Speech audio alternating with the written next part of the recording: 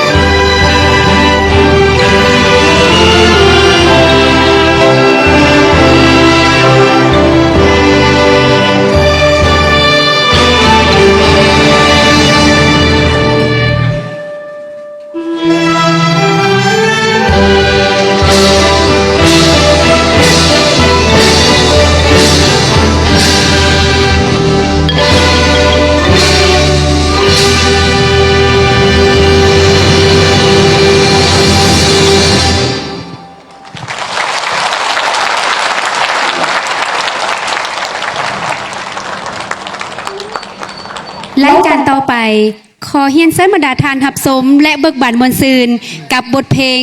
ก้าวสร้างสวรรค์เมืองลาวเนื้อห้องและทำนองโดยอาจารย์แสงเทียนประสานดนตรีโดยสมพงษ์ศรีสุวรรณวงศ์และพันโท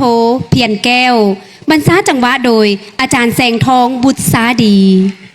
The third orchestra performance is Building a Paradise in Laos, lyrics and melody by Sang Tien, music composed by Sompong Sisuwannawong and Lieutenant Colonel Pian Keo, rhythm conducted by Sang Thong Butsadi. Please welcome them.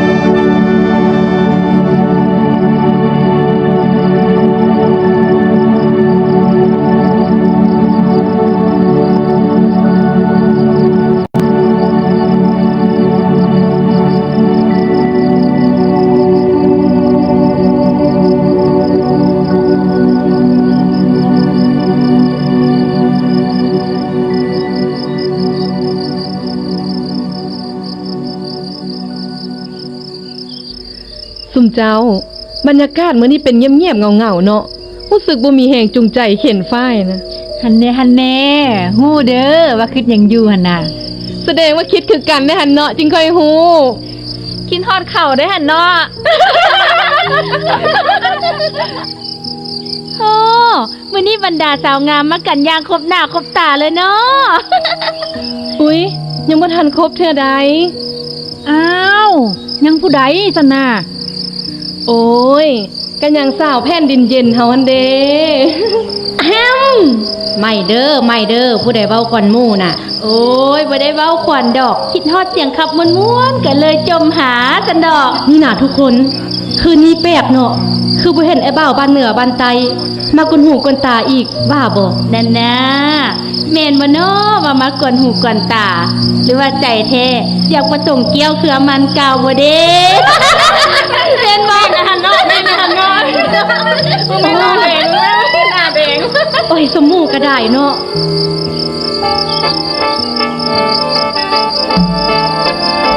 เบิ่งแม่บ่ฮอดกันมาหั่นเด้หายยากขนาดเนาะนี่แหละเนาะเขาว่าครูเท้าครูนางนะ สบายดีสาว สบายดีผู้บ่าว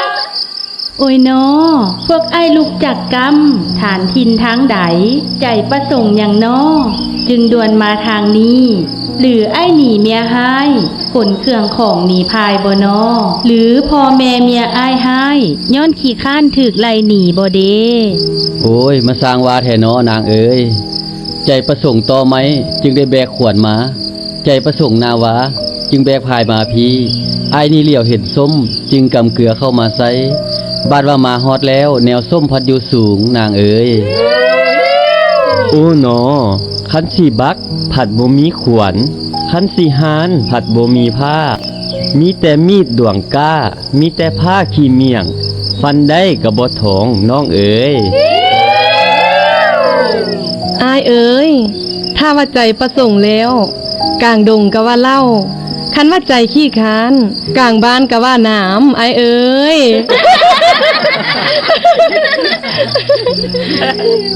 อันว่าทางอ้ายนี้สายนอนเดียวบ่มีคู่ อยู่ทุกวันสืบสร้างทางหัวให้สวน ส่วนว่าเข้าอยู่เล่าเอาอั้งเหลือเหียคาดแต่เมียเคียงกายจึงไม่มาหาน้อง อายผู้เสียงดี ขับเงื่อมให้ฟังได้ดู แม่น โอ้ยจะไม่นให้ไก่ปลาขันก่อนไก่บ้านแท้เนาะ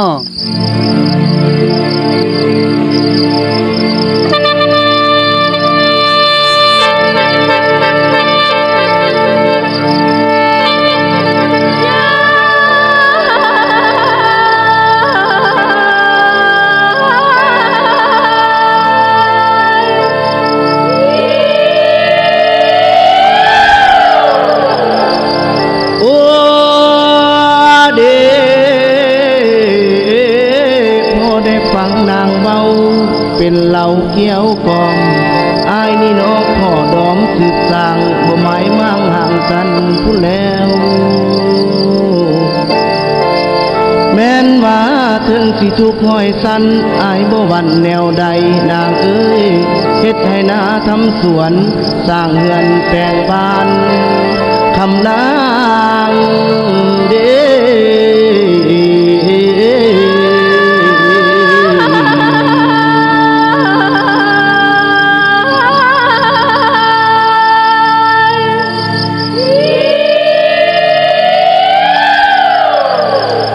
โมสู้เขาอ้า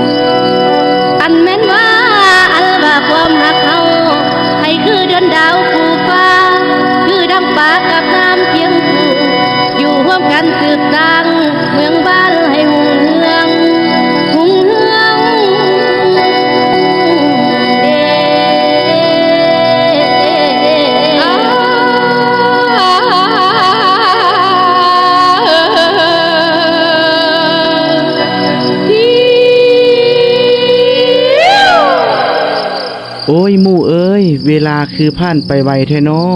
บ่อยากไกลพวกน้องเวลานั้นพัดมาไล่บ่อยากไกลพวกน้องเวลานั้นพัดไล่มาขอลาก่อนเด้อเจ้าผู้พัวดอกตางฟ้าสว่างยามสางแล้วเดสิได้ห้างสาวนางเต้าคืนเหือนยาวปานนี้ควายบักเลเท่าคองคอยท่าป้อยค่อยเอาไว้มือหน้าทางอ้ายสิแว่มา ค่อยไปดีเยอะเจ้าผู้บ่าวต่างบ้านสิไก่ห่างไรปะแล้วหนอมื้อหน้าแวมาหา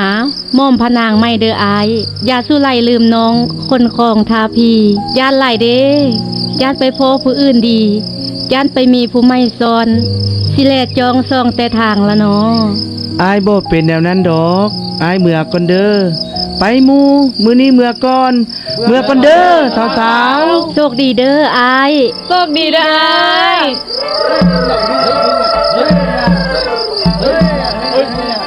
โอ้ยบ่แม่นใจไปนำผู้บ่าวเพิ่นละบ่น้อคิดฮอดเขาเด้อหั่นน้อ โอ้ยคืนนี้คือสินอนบ่หลับแล้วเนาะ สาวๆมื้อนี้น่ะดึกแล้วเฮาพากันไปนอนเนาะเพราะว่ามื้ออื่นนี่เฮาต้องไปให้ไปนาไปๆเกี่ยมเครื่องเมื่อเถาะ ไปกลับซะนะไปเฮ้ยนางเป็นแผ่นดินเย็นแก้มแดงเนี่ยเลย เ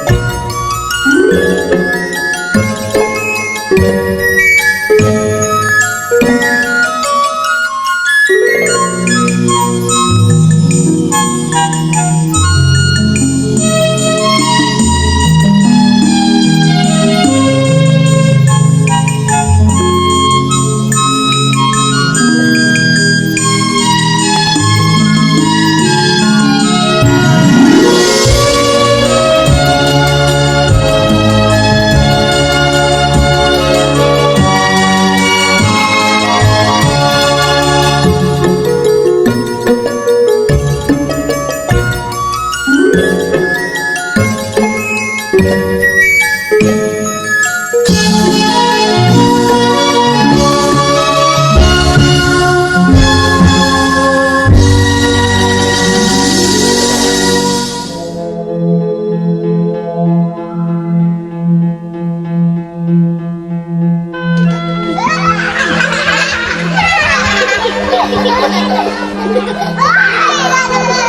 าไปเขียนมาเขียนน้ำแต่จะเสร็จแล้วชิบหมดแล้วมันจะน้ำหายไป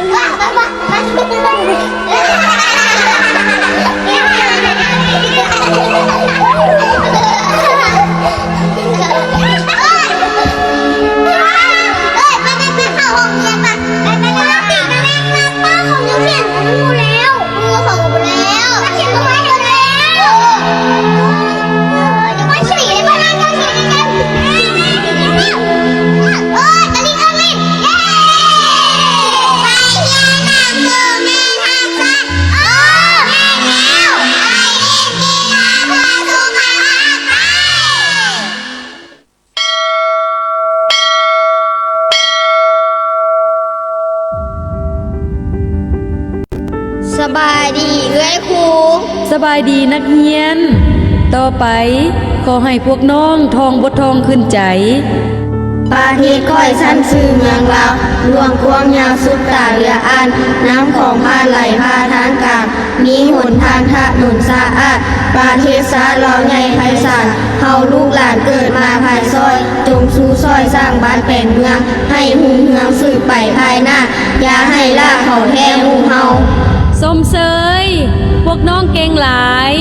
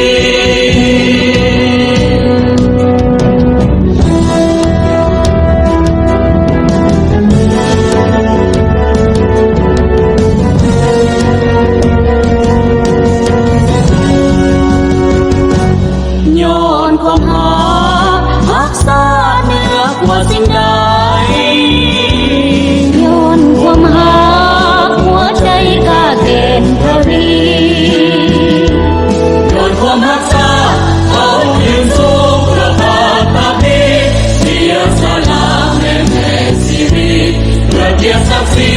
เพื่อรวมคนลา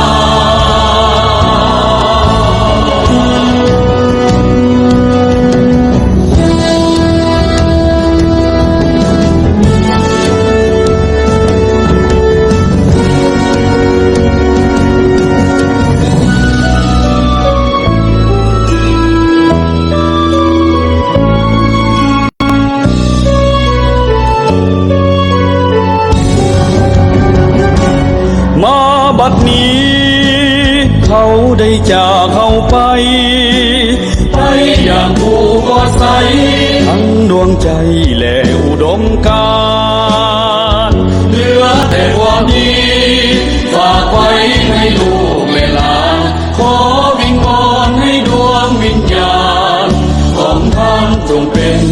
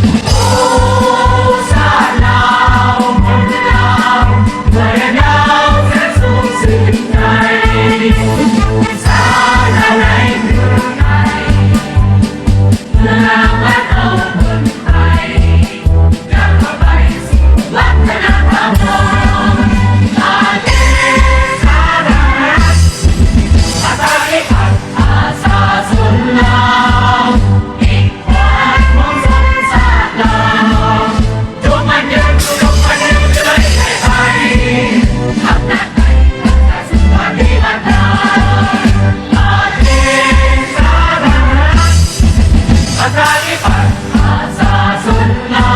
วอีกวันของสมศาสตร์ลาวยกมันยังเลยแต่ไปทำหน้าที่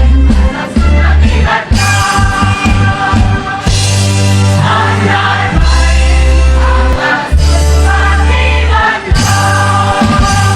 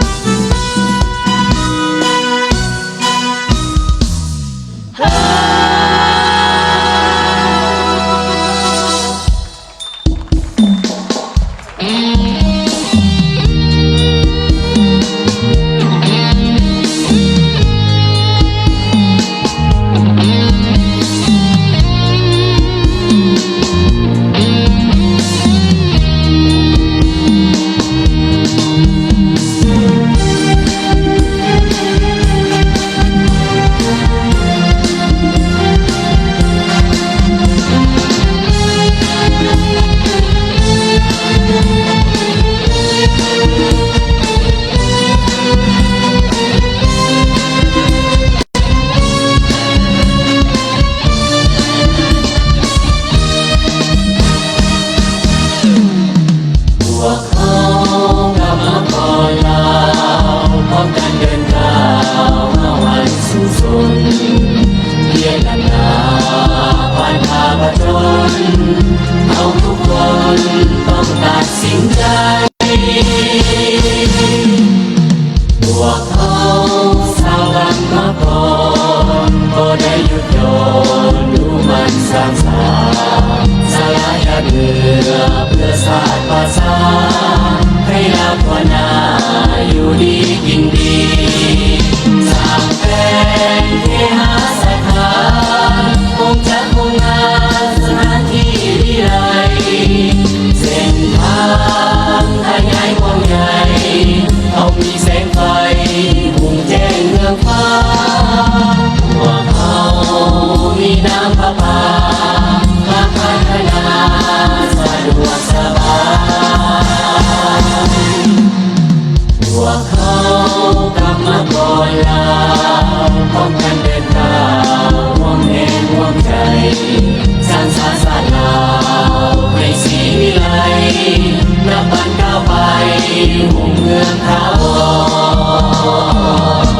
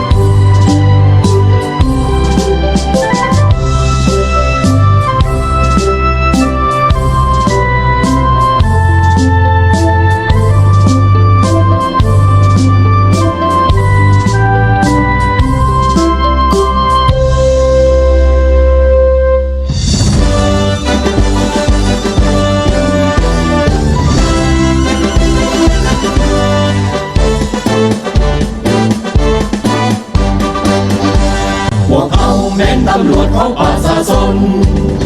อุทิศตนเพื่อสิทธิและผลของปวงประชายุ่งยากกันดานพวกเขาผ่านพาให้คนลาวทั่วหน้ามีความสงบสุขสันต์พวกเขาเป็นตำรวจของประชาชนอยู่ทุกแห่งหนพวกเขาบ่หวั่นมีประชาชนต้องมีตำรวจคอยป้องกัน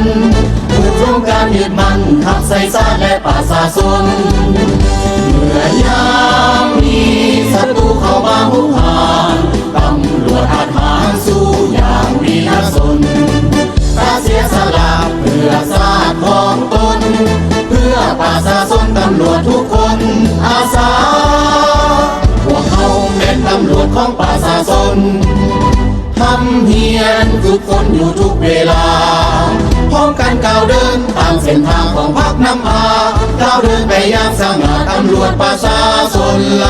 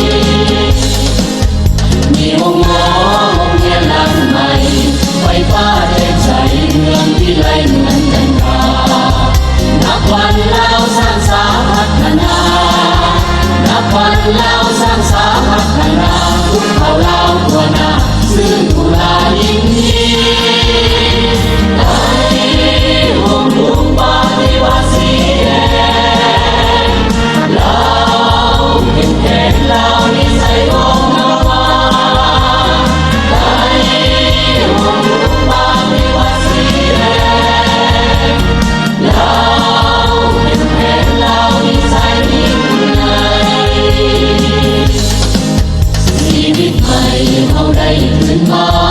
ย้อนความภาษาห่วงใจสามัคคีย้อนบุญคุณทางภาษาเฮานี้ย้อนบุญคุณทางภาษาเฮานี้ตลอดเข้าชีวิตชาติเหล่านี้ขอจดจำไปห่วงภูมิปาฏิวัติสีแดงเราเป็นแค่เรานิสัยของเราว่าไปห่วงภูมิปาฏิวัติสีแดงเราเป็นแค่เรานิสัยยิ่งใหญ่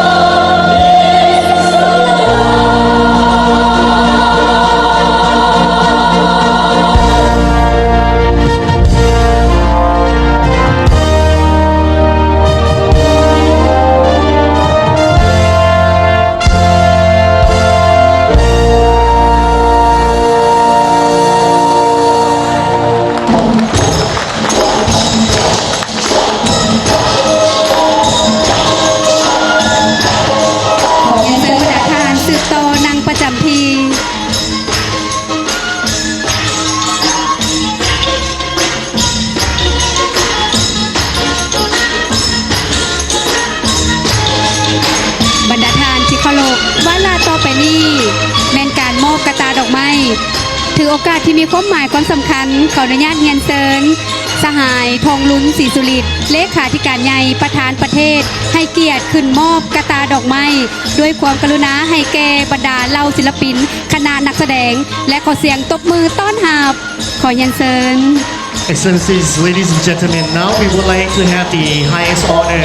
to invite His Excellency Thongloun Sisulit, the Secretary General of the party and the President of the Lapidia, to proceed to the stage and present the bouquet of flowers to the performers.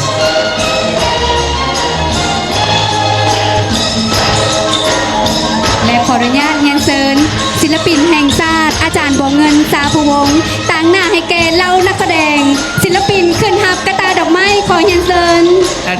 this auspicious occasion, we would like to invite His Excellency Bwangan Sapawong National Artist to receive the bouquet of flowers from the Secretary General of the party on behalf of all the performers.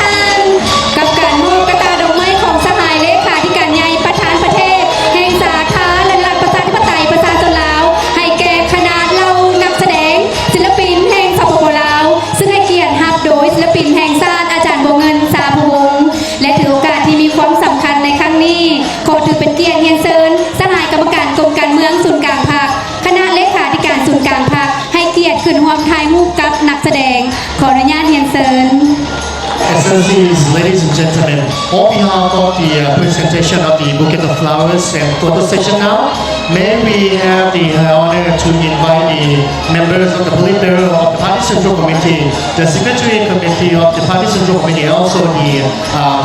leaders of the party and government to join the group photo, please. และขออนุญาตเรียนเชิญอดีตการนำขั้นสูงผลักลัดให้เกียรติขึ้นร่วมถ่ายรูปขอเรียนเชิญ And we also would like to invite former leaders of the party and the government of Lapidia to join the group photo session as well. Please, Your Excellencies. และนี่ก็แม่นภาพบรรยากาศของการถ่ายรูปของคณะบริหารงานศูนย์กลางภาค พร้อมกับบรรดาอดีตการนำภาครัฐกับคณะนักแสดงในค่ำคืนนี้ที่ได้สร้างบรรยากาศร่วมเฉลิมฉลองวันที่มีความสำคัญของพวกเขาวันสร้างตั้งพรรคประชาชนปฏิวัติลาวที่มีเกียรติสง่าครบรอบ70 ปีขอเสียงตบมือสมเสยจากบรรดาท่าน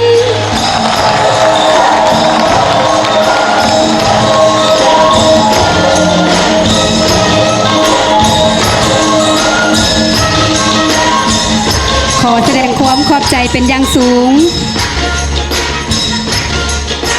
และสำหรับตอนนี้ขออนุญาตเรียนเชิญสหายทองลุ้นศรีสุริตเลขาธิการใหญ่ประธานประเทศพร้อมด้วยการนำภาครัฐพักพรขอขอบใจ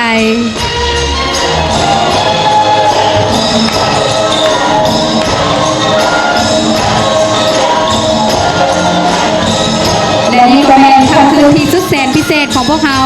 บรรดาทานที่เคารพ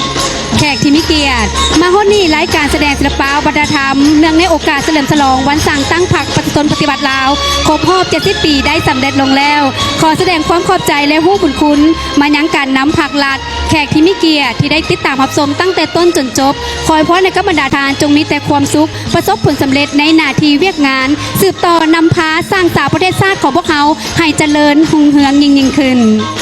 Excellencies, distinguished guests, ladies and gentlemen, the cultural arts and performances on the occasion of the 70th anniversary of the founding of the Lao People's Revolutionary Party has come to an end, and I would like to wish the leaders of the party and the government good health, happiness, prosperity, and success in the task as they continue to lead the development of the Lao PDR for prosperity and civilization. และในโอกาสที่มีความสำคัญขออนุญาตเรียนเชิญบรรดาทานภรรยาการนำให้เกียรติขึ้นร่วมถ่ายรูปทางด้านเทิงเวทีขออนุญาตเรียนเชิญพร้อมด้วยบรรดาทานแขกผู้มีเกียรติการนำพรรครัฐทุกๆทานร่วมในการถ่ายรูปในวาระสุดท้ายนี้ขออนุญาตเรียนเชิญ On this occasion, may we kindly invite the spouse of the leaders of the party and the government of the Lao PDR to join the group photo session. It's the last session, and we also invite the VP guests, the leaders of the concerned and related ministries and organizations of the Lao PDR to join as well. Please, Your Excellency. ก็ต้องขอขอบใจ